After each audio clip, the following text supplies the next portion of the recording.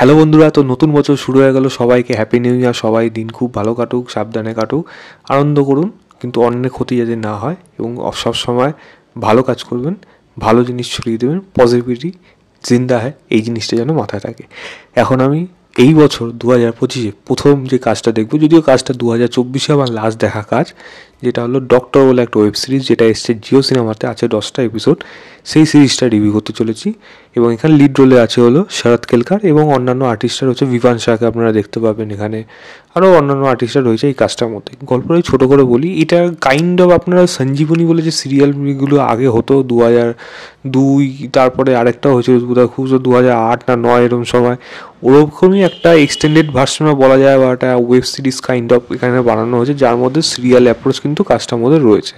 তো এখানে গল্পের মধ্যে যদি বেসিক্যালি ছোট্ট একটু জিনিস বলি, তাহলে হলো মেন এখানে লিড যে রয়েছে শরৎ কেলকার ছাড়া এখানে যে মেয়েটি রয়েছে, তার এখানে মূল গল্প হলো সেই এই হসপিটালের মধ্যে জয়েন করতে আসে, ইএমসিগুলো হসপিটালে, যে এখানে সে একটা বদলা নিতে যাচ্ছে, যার তার ভাইয়ের সাথে এমন একটা ঘটনা ঘটেছিল, একজন ডাক্তার করেছিল, তার সাথে বদলা নিতে আসছে।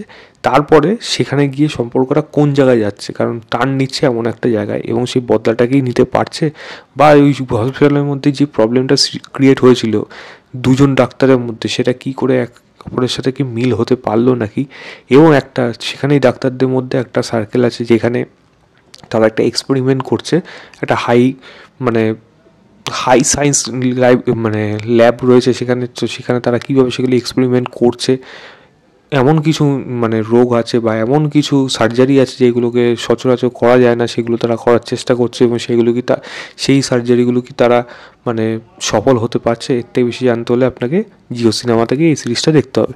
এবং সিরিজটার মধ্যে প্রথম দিকে কিছু জিনিস আমার যেমন ভালো লাগছিলো, যদিও ইললজিক্যাল প্রচুর জিনিস ছিল যেটা প্রথম থেকেই রয়েছে, তো সেগুলো আমি পরে আসছি। বাট ভালো কী ছিল কাজটার মধ্যে প্রথম দিকে ইমোশনাল কোরগুলো বেশ ভালো ছিল। ডক্টর, মানুষ, তাদের সম্পর্কগুলো, কারণ ডক্টররা কিন্তু একটা সময় তারা কিন্তু মানুষ, আলটিমেটলি কিন্তু তারা কিন্তু কোনো মেশিন না। তো সেটা আগে বুঝতে হবে। একটা ডাক্তারকে 48 ঘন্টা 72 ঘন্টা কন্টিনিউ সে ডিউটি করে যাচ্ছে, তারপরে তাকে জাস্ট এক কাপ কফি খেয়ে তার ঘুম ভাঙিয়ে থেকে তাকে ইমার্জেন্সিতে ডিউটি করতে হচ্ছে। তো সেই জিনিসগুলো যেভাবে উঠে এসছে, আমার বিশ্বাস যারা মেডিকেল লাইনে আছে, বিশেষ করে ডক্টর বা তার সাথে বা মেডিকেল স্টাফ যারা থাকে হসপিটালে বিশেষ করে, বা এবং এমার্জেন্সি কাজে যারা বিশেষ করে দৌড়ে যায়, তারা অ্যাটলিস্ট এই কাজটাকে ভালোভাবে রিলেট করতে পারবে। তো এই জিনিসগুলো বেশ ভালোভাবে কিন্তু উঠে এসছে এই গল্পটার মধ্যে, যেটা আমার কিন্তু বেশ ভালো লাগছিল।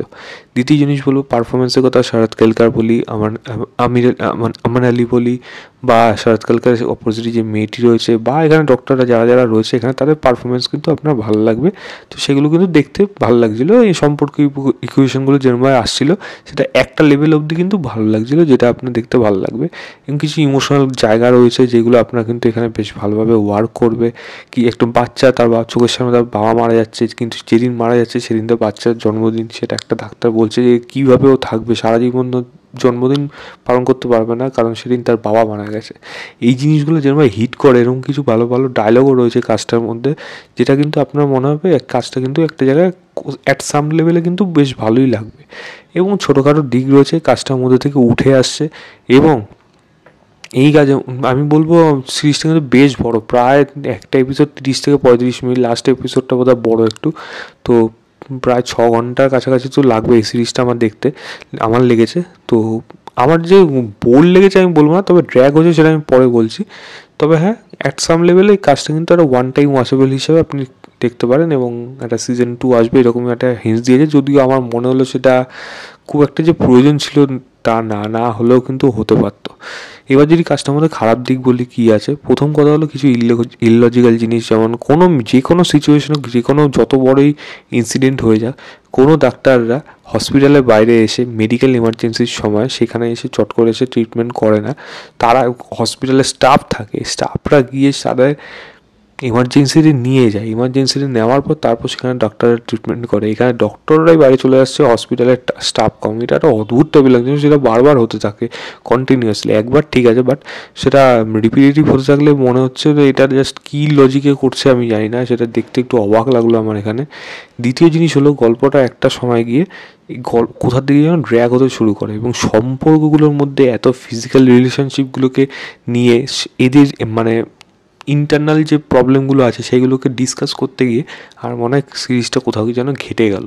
মানে একটা সময় অবধি কিন্তু সিরিজটা বেশ ভালো এগোচ্ছিলো, কিন্তু কোথাও গিয়ে যেন এই সম্পর্কগুলো যখন ফিজিক্যালে চলে আসলো তখনই গিয়ে যেন গল্পটা যেন কোথায় যেন মানে মেন জায়গাতে যেন সরে যাচ্ছে, কোথাও যেন ড্র্যাগ হচ্ছে, মনে হচ্ছে এইটা একটু স্কিপ করে দেখি, বা এই জায়গাটা অপ্রয়োজনীয় ছিল, কেন এত টেনে টেনে বড়ো করছে, এরকম জিনিস হতে থাকে। আবার লাস্টের দিকে গিয়ে একটা পিক পয়েন্ট নেয়, সেই সময় গিয়ে একটা ঠিকঠাক একটা মোটামুটি একটা ক্লাইম্যাক্স গিয়ে দাঁড় করায়, এটাই জাস্ট বলার ছিল এই কাজটার মধ্যে। এবং যেটা বললাম, এই কাজটাকে আরও একটু ছোটো করা যেতে পারতো, এতটা বড়ো হওয়ার প্রয়োজন ছিল না।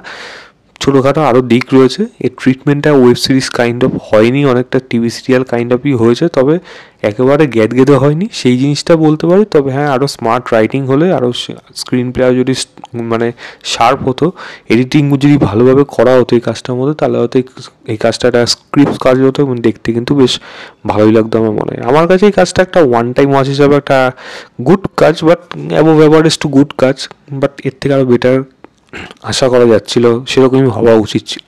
আমি এই কাজটাকে 3 স্টার দেবো, আউট অফ 5 বলবো। জিও সিনেমাতে যান, গিয়ে দেখুন, দেখে জানাবেন আপনাদের কেমন লেগেছে। তো এই ছিল আমার ওভারঅল রিভিউ ডক্টরস বলে ওয়েব সিরিজটা। ভিডিওটা ভালো লাগলে লাইক শেয়ার, চ্যানেলটাকে অবশ্যই সাবস্ক্রাইব করে দেবেন। বাই।